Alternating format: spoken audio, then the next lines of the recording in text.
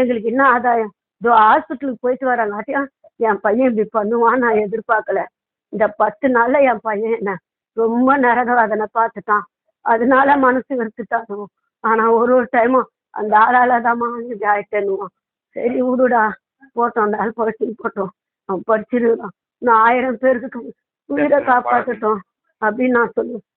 இன்னைக்கு இன்னைக்கு என் உடம்பு கெட்டா கூட நான் இன்னொரு 100 பேருக்கு மேல அந்த ஆள் காப்பாற்றட்டும் தான் சொன்னேன். கண்டி நான் அழிக்கணும் என்ன மாதிரி இன்னும் ஆகக்கூடாதுன்னா இதை நான் முன்னாடியே முயற்சி எடுக்கணும். என்ன என்ன இங்கிலீஷ்லயே திட்டுறான் அந்த ஆளு. என் தங்கச்சி பையனும் என் வீட்டு மருமகள் அவரை சிரிச்சாங்க. அப்ப எனக்கு மனசு எவ்வளவு வலிச்சு இருக்கும் தெரியுமா? நான் 25 வருஷம் சர்வீஸ்ன்னு அந்த ஆளு 25 வருஷம் சர்வீஸ் என்ன நுரையீரல் இப்படி பண்ணலாமா சொல்லுங்க?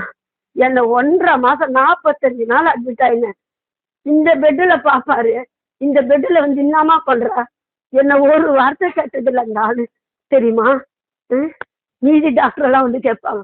சுரேஷ் டாக்டர் கேட்பாரு, செந்தில் டாக்டர் தங்கமான மனசு தெரியுமா? சாத்தியாமா எப்படிமா ஆகுது? அவரு வீட்டு மக்கள் மாதிரியே கேட்பாரு. அவரு எனக்குண்ணா சொந்தமா சொல்லுங்க? இல்ல பாலாஜி டாக்டர் எனக்கு விரோதமா? இல்ல இல்ல, இருக்கிறது அதுல 40 பேர் தான் கீமோ போடுறவங்க.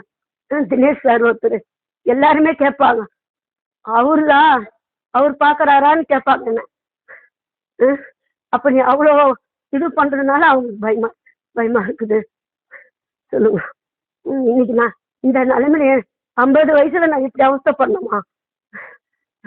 வெட்டான் வச்சு நான் பார்த்து என்னால காலை கூட கீழே வைக்க முடியல. இப்ப காலெல்லாம் பாதிக்குதான்னு தெரியல. நீதான் போய் ஸ்கேன் எடுத்துட்டு வந்திருக்கேன். நாளைக்குதான் டாக்டர் பார்த்தனா என்ன போயிடுது எனக்கு தெரியும்.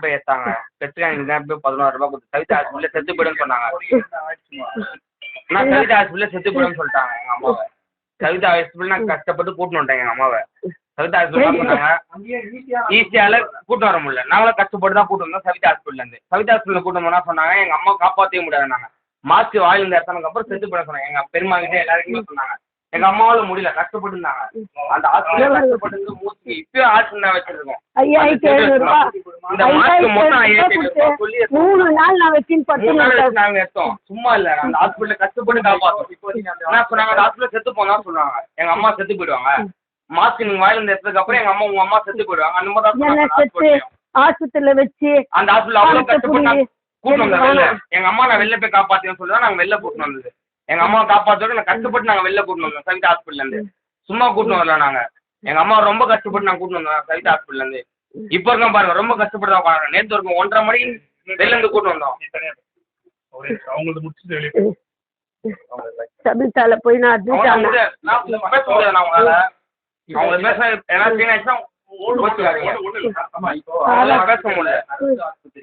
நீங்க ஸ்கேன் எக்ஸ்ரே எல்லாம் எடுத்தீங்களா?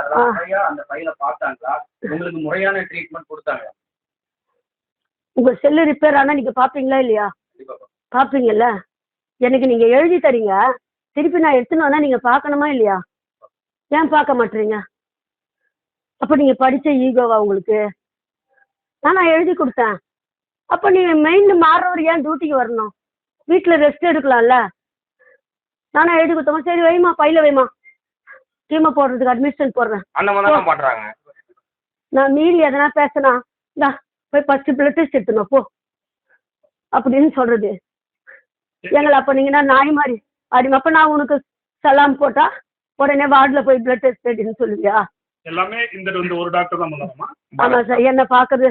ஏன்னா நான் ஃபர்ஸ்ட் 10ஆம் தேதி போய் அவர்கிட்ட பார்த்தேன் இல்லைங்களா, அதனால அவர்கிட்ட தான் நான் பார்க்கணும். அவர் இல்லைன்னா போயிட்டு சுரேஷ் டாக்டர்கிட்ட எடுத்துன்னு போனா மா கோச்சிக்காதம்மா, அவர் வருவார் பாருமா அப்படின்னு சொல்லி. ஏன் டாக்டர் தானே அவர் பார்க்கறது என்ன? அப்ப ஏன் அவருக்கு பயப்படுறாரு சொல்லுங்க? அப்ப அவங்களுக்குள்ளேயே அண்டர்ஸ்டாண்டிங் இல்லையே சொல்லுங்க. இதே தினேஷ் டாக்டரும் சொல்லுவாரு. அதுக்கப்புறம் அவர் ஒரு நாள் லீவ்ல இருக்கும்போது தான் தினேஷ் சார் எனக்கு கையெழுத்து போட்டு டீமை போட்டாரு. ஏன் சார் எத்தனை மாசம் ஆனதெல்லாம் அக்கா நான் ஞாபகம் வச்சு சொல்றேன். அப்ப நான் படிக்காதவன், நீ 25 வருஷம் சர்வீஸ், ஒரு ஸ்கேன் எடுத்துட்டு பார்க்க உங்களுக்கு எவ்வளவு நேரம் ஆகும்? நீ தான் எழுதி கொடுத்த. நான் 2800 ரூபாய் கொடுத்து எடுத்தேன். பார்க்கணும்ல, அதான உன்னோட வேலை சொல்லுங்க. எப்போ பாரு டிஃபன் எடுத்து போய் தனியாக ரூமில் உட்காந்தா எதுக்கு உனக்கு வேலை சொல்லுங்க. பாட்டிலையும் எப்படிம்மா இருக்கிற நீ ஒரு நாள் கூட ஊசி போட்டு சாப்பிட்றியா, தண்ணி நிறைய குடி, ஜூஸ் குடி, எதுவுமே சொன்னது சொல்லவே நீ பொறுமையா பேசுமாமா. சொல்லவே மாட்டார் அவர். எதுவுமே கேட்க மாட்டாரு. எதனா நம்ம பேசினா நான் டாக்டரா நீ டாக்டரா டா நோட்டு எடுத்துன்னு போ அந்த மாதிரி தான் பண்றாரு. அப்படின்னா அப்ப நாங்க யாருக்கிட்ட போய்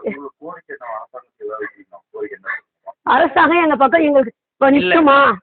அரசாங்கம் இப்ப இல்ல. அரசாங்கம் என்ன நான் இப்படி இருக்கேன் எனக்கு என்ன செய்யும்? இப்போ நான் எவ்வளவு கடன் பட்டிருக்கேன் தெரியுமா?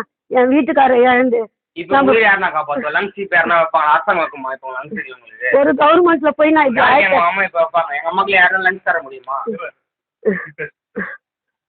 சொல்லுங்க.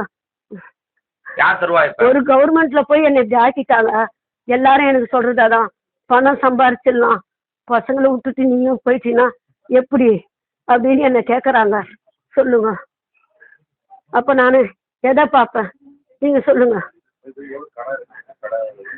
இது வரைக்கும் நான் 4 லட்சம் ரூபாய்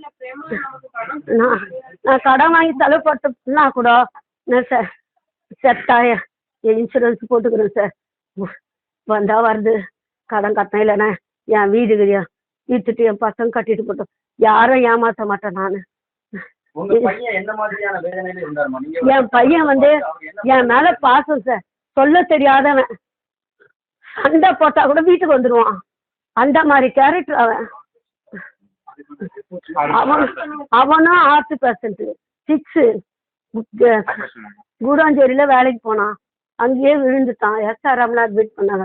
அவங்க கேட்டது ஒரே பதில், போயிட்டு ராஜீவ்காந்தி ஹாஸ்பிட்டல் போய் ஒரு லெட்ரு சீல் அடிச்சு வாங்கிட்டு வந்து கொடுன்னாங்க. ராஜீவ்காந்திக்கு திரிஞ்சு என் பையன் சின்ன பையன் அவனும் தெரிஞ்சாங்க. அதெல்லாம் நான் தர முடியாது.